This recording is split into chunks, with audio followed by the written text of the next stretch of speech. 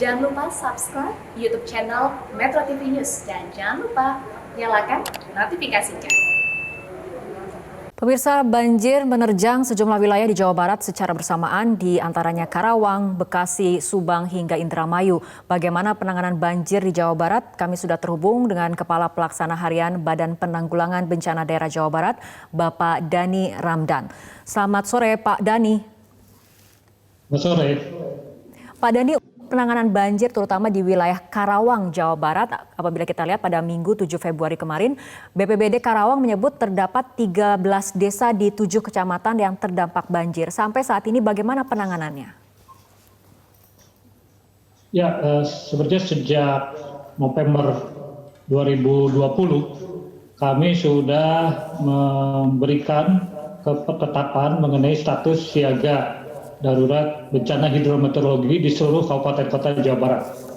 Adapun memasuki Februari ini, karena memasuki puncak musim hujan, 2 hari kami memberikan peringatan dini sesuai juga informasi dari BMKG mengenai kabupaten kota yang akan mengalami hujan yang cukup intensitas tinggi dan durasinya panjang. Nah, itu termasuk diantaranya memang Karawang sudah kita informasikan sehingga kita persiapkan koordinasi dengan instansi terkait, apakah itu Basarnas, kemudian TNI Polri, BMKG-nya juga, dan jajaran di kecamatan sampai tingkat desa. Adapun pada saat pelaksanaan hari Minggu kemarin, sebagaimana disaksikan bahwa seluruh jajaran sudah terjun untuk melakukan evakuasi. Pak Dhani, sudah ada prediksi mengenai dampak yang akan kemudian ditimbulkan akibat bencana hidrometeorologi. Artinya apakah setelah adanya prediksi ataupun perakiraan seperti itu sudah dilakukan upaya mitigasi, Pak? Ya, mitigasi sebenarnya kalau untuk struktural itu dari sejak akhir musim hujan lalu ke menjelang musim hujan yang sekarang itu kita lakukan dengan normalisasi sungai, penguatan tanggul, pembuatan kolam-kolam retensi di jalur-jalur utama sungai ataupun daerah aliran sungai. Adapun untuk mitigasi non-strukturalnya kita siapkan melalui penguatan personil kita BPBD di kabupaten kota, juga koordinasi dan sosialisasi kepada masyarakat. Seperti itu. Okay. Dan ini nampak bahwa meskipun banjir cukup besar, hampir bisa kata sampai saat ini tidak ada korban jiwa, itu antara lain adalah karena kecepatan dari proses evakuasi yang kita lakukan. Oke, untuk di wilayah Karawang sendiri, apakah ketinggian air sudah mulai surut atau seperti apa pantauan dari BPBD, Pak? Informasi terakhir dari lapangan yang tadi digambarkan di Komplek Bumi Mutiara Indah ini sudah mulai surut saat ini. Mudah-mudahan kalau tidak terjadi hujan lagi nanti malam atau sore ini tidak naik lagi air muka Sungai Ciherangnya, sehingga banjirnya bisa sekarang kita proses ke pembersihan. Gitu. Hanya memang menurut perkiraan BMKG ini hujan masih akan terus berlangsung sepanjang Februari ini. Baik, untuk warga yang terdampak banjir sendiri, bagaimana proses evakuasi dan juga penanganannya? Karena kita ketahui saat ini sedang dalam masa pandemi COVID-19. Ya, dari 4.000-an kepala keluarga yang terdampak di Karawang itu, yang melakukan sekarang masih pengungsian itu tercatat 195 kakak saja, sekitar 651 jiwa. Saat ini umumnya mengungsi di masjid-masjid yang lokasinya lebih tinggi dari rumah-rumah mereka yang tergenang, dan juga sebagian di rumah tetangga atau kerabat. Nah, dengan demikian hunian di tiap tempat evakuasi itu bisa kita atur supaya tidak terlalu berdesakan. Tapi dari data yang dimiliki oleh BPBD sendiri, apakah dari warga yang terdampak banjir ini ada yang sedang dalam kondisi isolasi mandiri? Sejauh ini kalau untuk yang sedang mengungsi 194 kita identifikasi tidak ada yang dalam kondisi isolasi mandiri. Namun kami juga menerjunkan tim dari Dinas Kesehatan untuk melakukan swab terhadap para pengungsi ini. Hasilnya sedang kita tunggu. Ya, untuk kondisi di ruas Jalan Pantura Cikampek sendiri sejauh ini seperti apa, Pak Dhani? Di ruas Jalan Cikampek juga sudah mulai surut. Jadi seiring dengan berhentinya hujan selama sepanjang siang ini, ya. Mudah-mudahan nanti malam sampai subuh, biasanya memang hujan kita turun malam hari sampai subuh, sampai pagi hari. Untuk distribusi bantuan sendiri, apakah ataupun kebutuhan apa yang saat ini diperlukan sekali oleh warga yang terdampak banjir, Pak Dani? Kami dari BPBD sudah memasok seluruh kebutuhan untuk sandang pangan, khususnya makanan siap saji, kemudian tambahan gizi, dan kebutuhan sandangnya, baik untuk pakaian dewasa maupun anak-anak. Kebutuhan-kebutuhan lainnya saat ini umumnya adalah untuk alas tidur, ya, karena memang basah, mungkin harus diganti, kemudian juga pakaian pengganti. Pemirsa, kita akan kembali lanjutkan perbincangan masih bersama dengan Kepala Pelaksana Harian Badan Penanggulangan Bencana Daerah Jawa Barat, Bapak Dani Ramdan. Pak Dani, dalam kurun waktu 6 hingga 7 Februari setidaknya ada 10 kabupaten dan kota di Jawa Barat yang mengalami bencana banjir dan juga longsor. Selain di Karawang, dari data BPBD sendiri, wilayah mana yang paling parah terdampak banjir?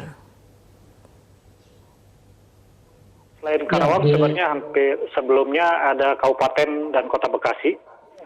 Kemudian kalau yang hari ini meningkat luasan banjirnya itu adalah Subang dan Indramayu serta Majalengka. Adapun Cirebon itu sejak minggu lalu sebenarnya sudah terkena banjir, tapi hari ini juga ikut naik lagi banjirnya karena sama satu aliran yaitu dari Das Cimanuk. Seperti itu kondisinya saat ini. Oke, dengan adanya pemetaan wilayah yang paling parah terdampak banjir, artinya untuk penanganannya sendiri akan ada skala prioritas atau seperti apa, Pak?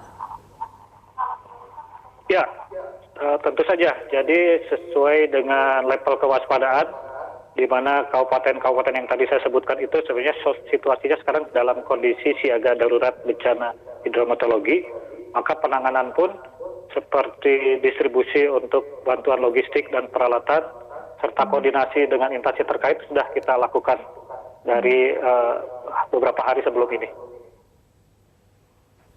Ya, untuk bencana banjir diantaranya seperti di Karawang, seperti laporan dari rekan kami tadi, Sisilia Sinabariba, warga mengatakan ini merupakan banjir terparah dibanding tahun-tahun sebelumnya karena biasanya surut dalam hitungan jam, sampai sekarang dalam waktu 2 hari ketinggian air masih belum surut. BPBD sendiri melihat apa sebetulnya penyebab banjir terutama di Karawang sendiri menjadi lebih parah dibandingkan tahun-tahun sebelumnya? Jadi memang Karawang ini ada juga efek dari Das Citarum, di mana Citarum ini penanganannya sekarang itu masih di daerah hulu sampai ke pertengahan, yaitu wilayah Kabupaten Bandung hingga Purwakarta. Itu sudah berbagai mitigasi struktural kita lakukan di sana, termasuk Curug Jompong, kemudian Sodetan, kemudian kolam kompetensi. Nah, namun ke arah Bekasi, Karawang, nah ini masih dalam proses pengerjaan. Sehingga jika sekarang kondisi di daerah Kabupaten Bandung relatif terkendali banjirnya gitu. Nah, sekarang posisinya memang kita sedang pengerjaan Das Citarum itu ke arah hilir di daerah Bekasi, Karawang. Oke, artinya apabila kita lihat dalam beberapa hari terakhir memang sejumlah daerah di Jawa Barat ini kemudian mengalami banjir. Dari pemetaan yang dilakukan oleh BPBD, apakah kemudian penyebab banjir di setiap daerah ini memang tergantung kondisi geografisnya atau seperti apa, Pak? Jadi memang tetap pemicu utamanya itu adalah curah hujan tinggi. Berdasarkan laporan dari BMKG memang saat ini kondisi wilayah utara ya, Bekasi, Karawang, Subang, Indramayu hingga Cirebon itu mengalami curah hujan yang sangat tinggi dan durasinya panjang, bisa lebih dari 3 jam. Dalam situasi seperti itu, tentu kapasitas sungai kita juga terbatas, gitu ya. Bahkan dilaporkan Cimanuk tadi misalnya, meskipun sudah dibangunkan waduk Jati Gede di Sumedang untuk pengendalian banjir ke arah utara itu, ternyata saat ini sudah over.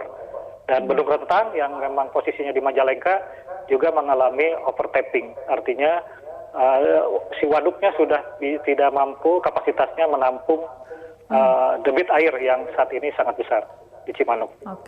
Oke, Pak Dhani, mengenai pemetaan daerah yang memiliki resiko bencana tinggi dan juga sedang, BPBD pernah mengatakan di pertengahan Januari dari 27 kabupaten kota, 14 daerah dalam kategori resiko bencana tinggi dan 13 daerah lainnya dalam kondisi resiko bencana sedang. Dengan adanya pemetaan wilayah berdasarkan resiko ini, apakah sebetulnya masing-masing setiap kabupaten dan kota sudah memiliki rencana penanggulangan bencana? Karena kita ketahui bencana hidrometeorologi ini selalu berulang setiap tahun. Ya, memang implikasi dari adanya klasterisasi dari daerah-daerah kabupaten berdasarkan risiko bencana itu adalah ada penyusunan rencana penanggulangan bencana dan rencana kontingensinya. Itu sudah disusun, hanya implementasinya itu kan melibatkan banyak sekali aspek, khususnya kebencanaan-bencanaan yang di tingkat desa. Nah, personil BPBD itu tidak sampai di tingkat desa, hanya di tingkat kabupaten. Nah, inilah upaya kami ke depan itu, bagaimana desa-desa itu mempunyai status desa tangguh bencana dengan ciri ada 4. Pertama punya satgasnya, yang kedua punya anggarannya dari dana desa yang setiap saat untuk bisa melakukan mitigasi maupun tanggap darurat. Yang ketiga ada latihan-latihannya, yang keempat punya peralatan juga di tingkat desa. Nah, ini dari 5 ribuan itu masih kurang dari 500 desa yang sudah posisinya seperti itu. Artinya harus ada upaya yang lebih optimal seperti itu ya Pak Dhani. Dan apabila kita lihat dari data BMKG yang merilis data daerah di Indonesia yang masuk dalam kategori siaga banjir untuk tanggal 8 hingga 9 Februari ini diantaranya adalah Jawa Barat. Apakah artinya ada strategi ataupun langkah yang akan dilakukan secara khusus ke depannya mengingat cuaca ekstrim masih akan terus terjadi sampai akhir Februari? Mohon izin, gangguan suara putus. Oke, Pak Dhani, saya ulang kembali pertanyaannya. BMKG merilis data daerah di Indonesia yang masuk dalam kategori siaga banjir untuk beberapa hari ke depan, diantaranya adalah Jawa Barat. Artinya dari BPBD dengan pihak-pihak terkait menggandeng Pemda dan juga tim lainnya, apakah ada strategi yang akan dilakukan untuk mengantisipasi bencana banjir di hari-hari berikutnya? Ya, strateginya tentu kami akan memperkuat koordinasi dengan instansi terkait ya. Terutama TNI Polri yang mereka punya personel sampai ke tingkat desa dan juga jajaran dari kecamatan dan kelurahan.